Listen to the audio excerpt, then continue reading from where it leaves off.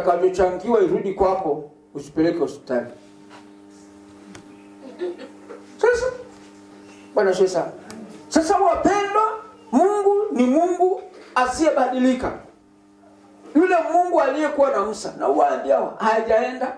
Mungu aliyekuwa na Elijah na waachilia moto unashuka, hajaenda, bado yuko pale pale. Ni wewe mwenyewe, ni sisi wenyewe tukubaliane na neno la Mungu.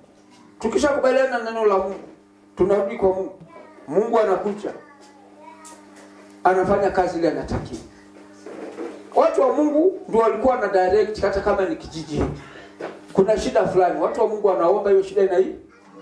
Hata kama ni magonjwa yanaingia kwa kijiji, watu wa Mungu waliosikiwa na Mungu wanaomba, lakini mpaka wakae bali Mungu anataka. Bwana tubariki sana.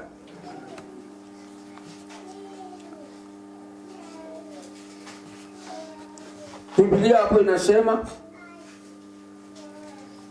na watajenga mahali pakale palipoharibiwa, watapainua mahali palipokuwa ukiwa zamani, watatengeneza miji iliyoharibiwa, mahali palipowachwa kizazi baada ya kizazi. Haleluya. Amen. Ndugu zangu, mahali uliwachiwa magacho na mabu yako, sasa ni wakati wa kujenga, maana kumefika wakati wa Bwana.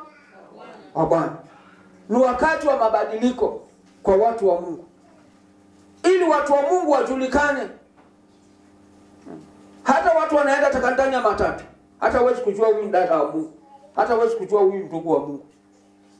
Lakini wakati watu wa Mungu walikuwa wako kabisa katika ukweli wa Mungu, hata wakiingia kwa matatu wakishajaa gani nataka kuondoka, tunaona wewe ni mtu wa Mungu. Tuombee safari.